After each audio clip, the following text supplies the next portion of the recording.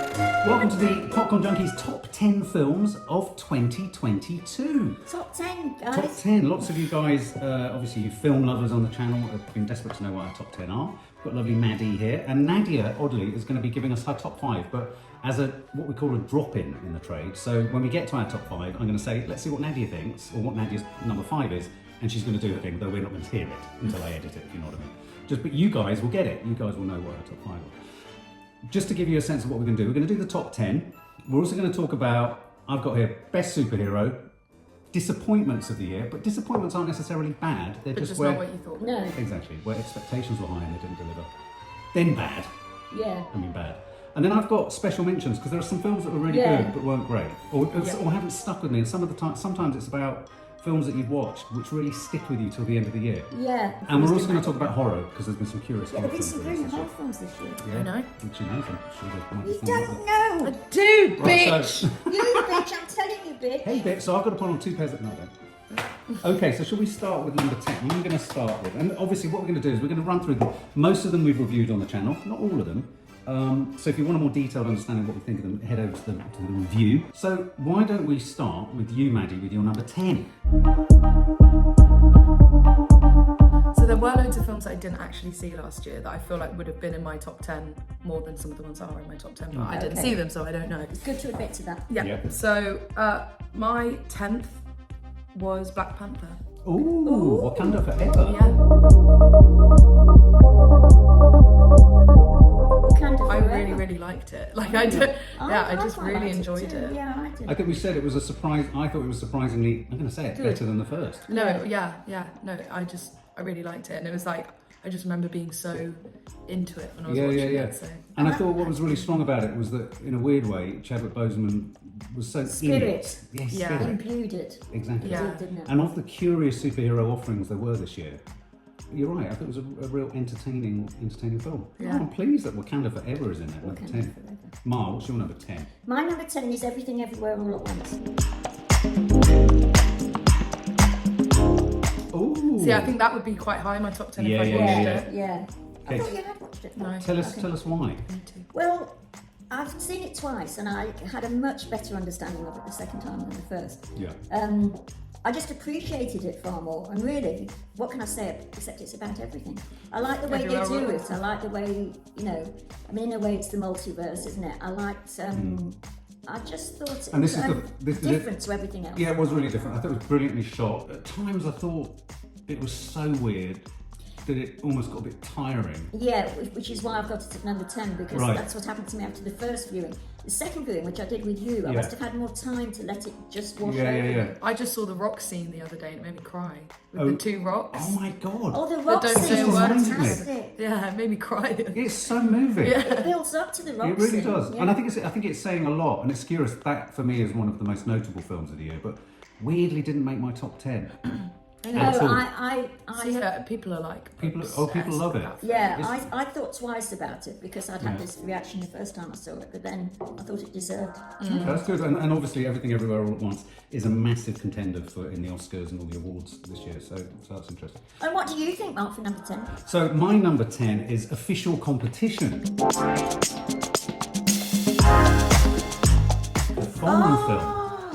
Which starred Penelope Cruz, Antonio Banderas. Is that the one with the crazy hair? Yeah, That's and one of Oscar my- Martinez. That's one of my bubbling under. This really surprised me. It's a foreign film, it's a apparently it's Spanish film. hysterical. It's very funny. It's about ego. It's about actors. It's about filmmaking.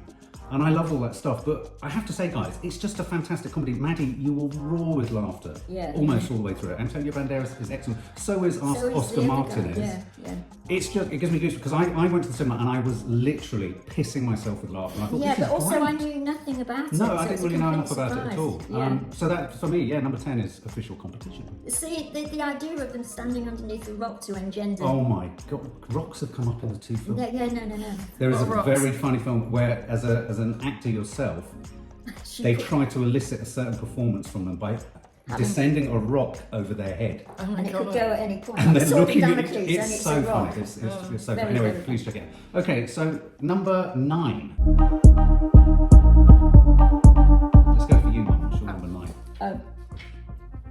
The Batman. Ooh. Oh, Ooh. that's my number 9. High five. Tell us why. Because I wanted a superhero film in there anyway, but I thought it was really good. Yeah. And Robert Pattinson was such a good Batman. And it was sort of humanised Batman, and it was, I was totally surprised. I was totally surprised I liked it as much as I did. And it was early on in the year, wasn't it? Yeah, Yeah. I think so. Was Yeah, it? well, I just loved the aesthetic of it as well. It was And it was actually a really beautifully like shot Yes. superhero film. Yes. And obviously I'm not as big on DC as Marvel, but it was like Yeah. I think it's a move, I hope, in the right direction, because I think Yeah. sometimes superhero, for example, I thought Black Adam was diabolical. Some interesting moments in it, but it was really, really sort of classic DC, where it's a bit bright and breezy and it doesn't get dark. Whereas I thought the Batman, it kind of, it's like a follow-on from Joker. it got a bit I'd more say. mainstream. Yeah. Yeah, a bit more mainstream. But That's Yeah. what I should have said. Yeah. it's bringing a bit of the Joker. Yeah. in. Yeah, I mean, well, for me, that's one of the most notable superhero films of the year. Yeah, Yeah. it's It really doesn't make my top 10 though. So that's both of your number 9. Yeah. Ah. My number 9, this is weird. My number 9 is the worst person in the world. Oh, okay. Oh, I didn't see that one. And this is got starring Renata Rainsford, I don't know if that's one of pronounced the Bob correctly. Dylan. Anders Danielson Lee, who is just so astonishing as the guy who is her partner and gets cancer. This is an incredibly thought-provoking film about being a young woman, Yeah.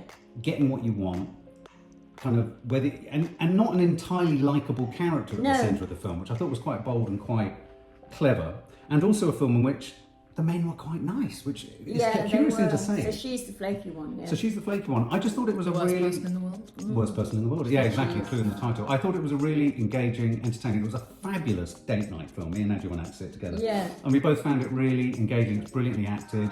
Was it Swedish or I don't know where it's It's from? from Trier, isn't it, Norwegian. something? Norwegian. Yeah. So yeah, my number 9 is the worst person in the world.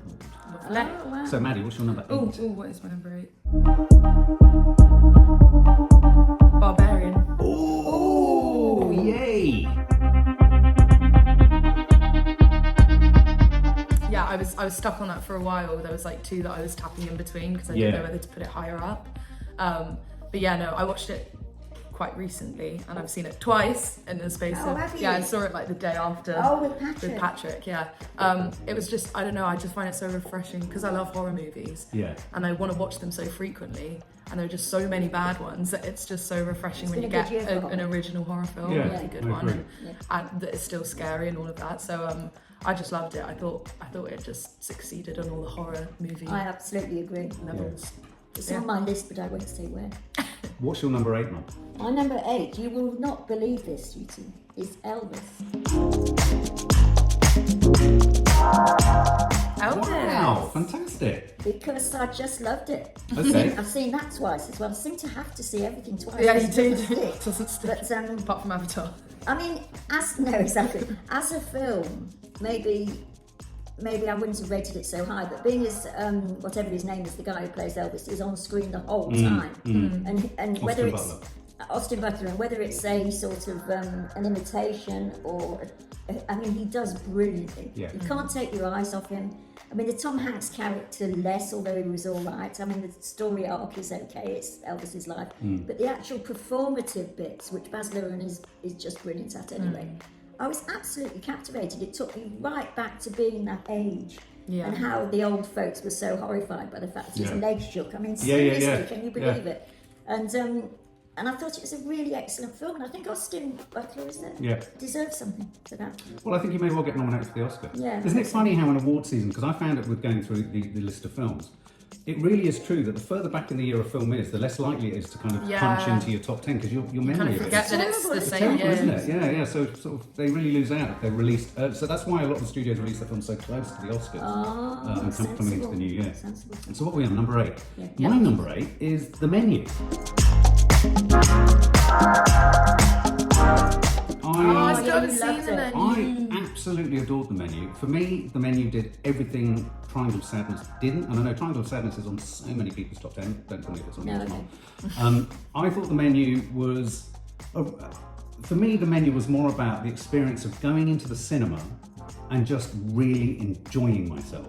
I found it like a puzzle. I found it surprising. There was some absolute shout out loud shocking moments. I thought Ray Fiennes was just brilliantly Ray Fiennes, comic shtick. I thought it dealt with psychopathy and built up madness in such a brilliant way. And I thought of all the stuff where I've seen rich people sort of treated badly, I just liked it. And I also think that if you're a foodie, and as a family we are because of mum and all that kind of stuff, it's really thought-provoking on that front too, about the wankiness of food, and it's about social strata. I got the platform vibes from the menu, so I really liked it. I really liked the platform. Yeah, so the menu is my number 8. Oh. Very nice. Come on, number 7. You're not going to like this, guys. And I'm really cheating here, but I've got 2 at number 7. 2 number 7s? Yeah. Can't be doing that. can't No, have I've 2. got 2 because I couldn't. Where's my list gone? I'm doing what I did before. What? Go on. The Quiet Girl.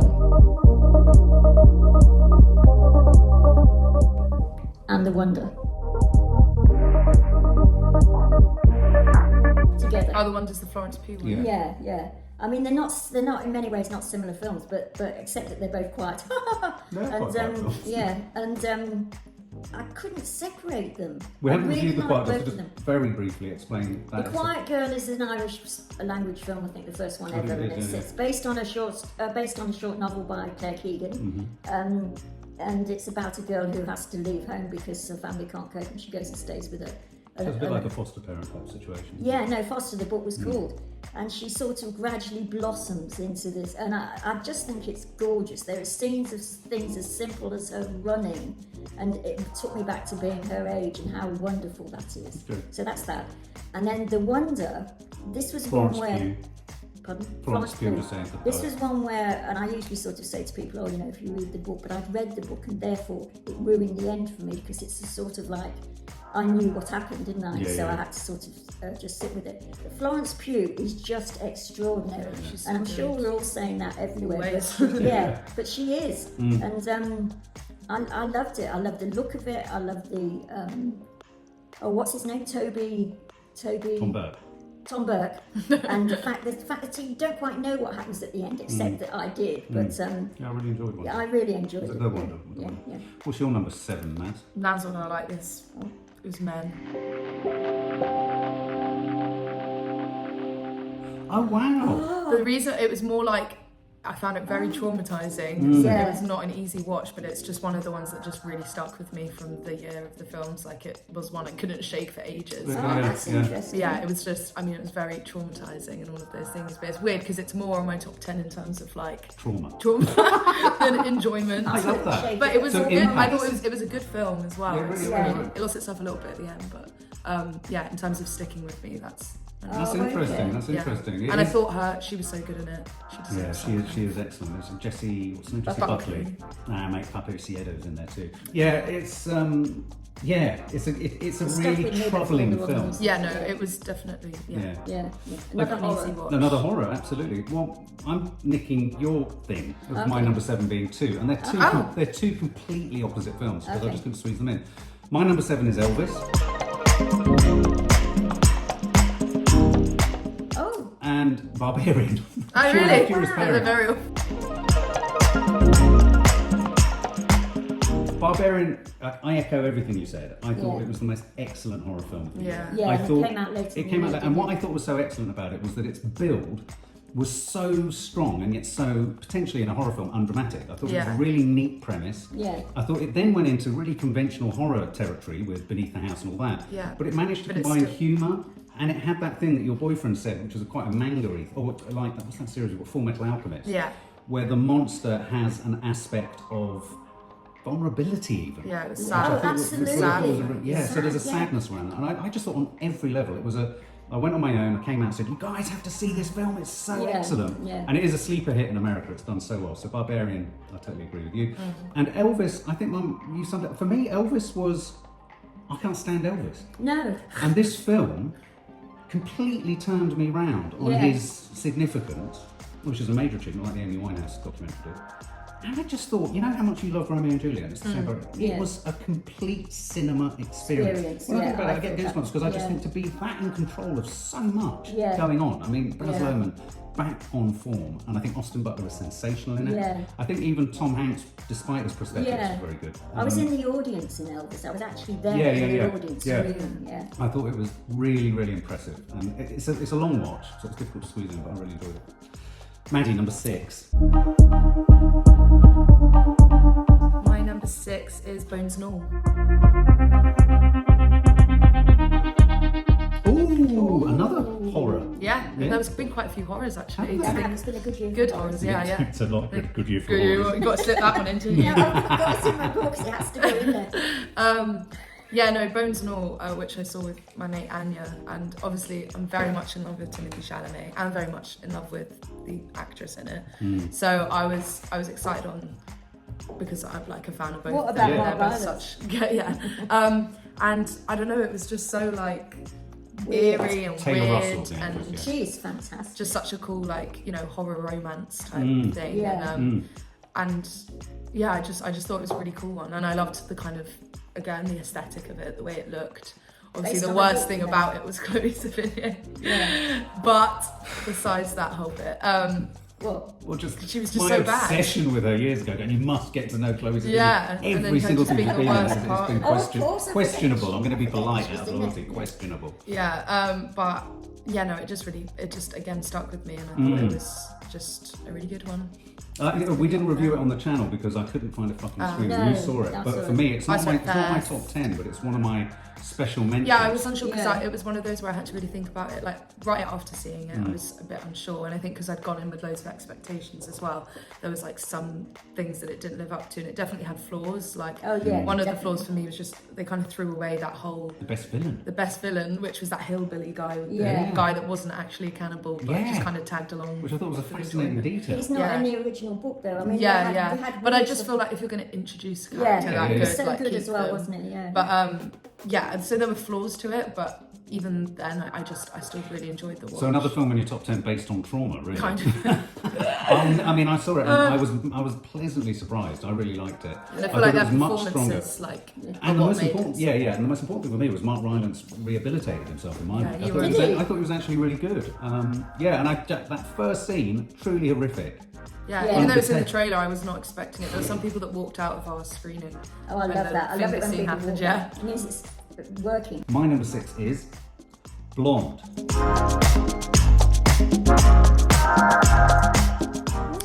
way! Yeah, I knew this was going to cause upset. Yeah, I didn't put it on That's mine. one of my bad. You didn't.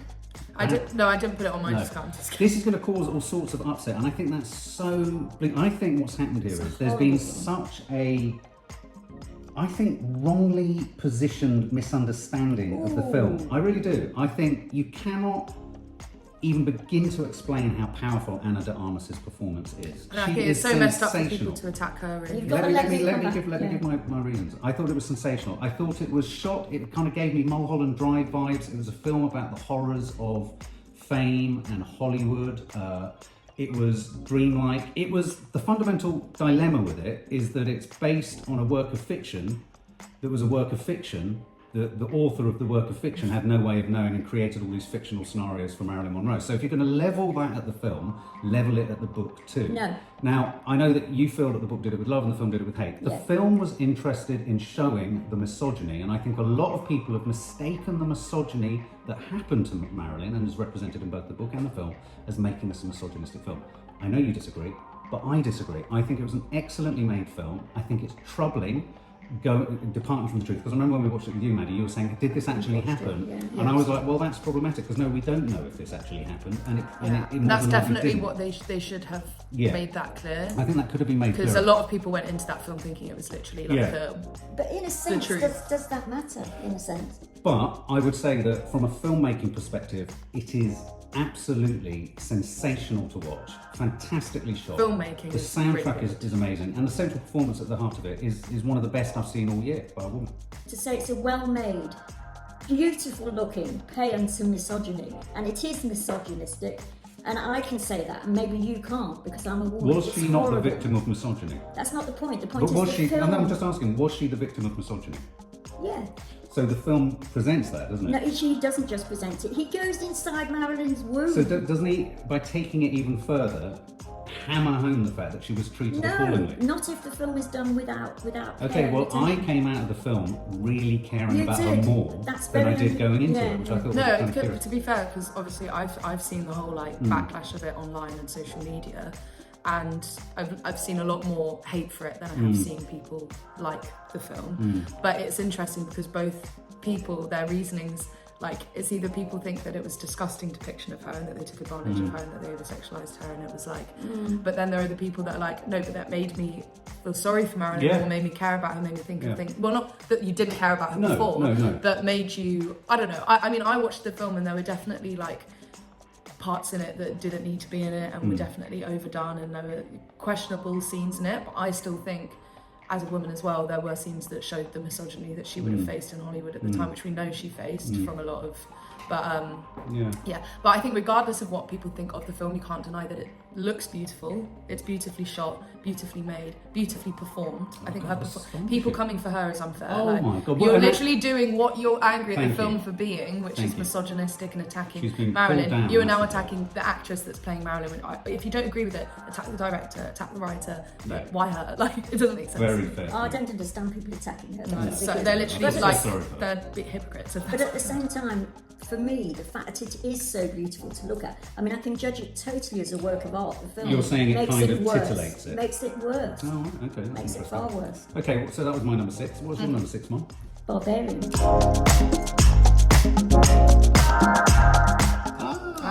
Barbarian, she shot up to number 6. It's nice, that horror film. And having seen it now 3 times. Have you? Have you? Wow. I could watch it a third time. Yeah, I really, really liked it. I thought it was clever in almost every way. Yeah. Every way that Ron footed you. I mean, I thought the fact that halfway through it, they have a completely different film, basically. Yeah. Introducing a guy who is so horrible, and then, I mean, I thought there was some drop-dead funny moments where he's measuring up. No, with that character. So hysterical. He's thinking about real estate. Yeah. No, it's brilliant. He's a disgusting character. With his, what is his tape measure? Yeah, I mean, very and funny. justifying all the time what is supposed to have happened in his life, but then we see that in actual fact. Well, and in actual fact, he's allegedly done and has done the very thing that the guy under the thing is. Yeah, been doing. exactly. So, Now, I thought very it was clever. very clever, and I thought that shows good things for horror films to come. Yeah. But that was our top 6 to 10. We're then going to do our top 5.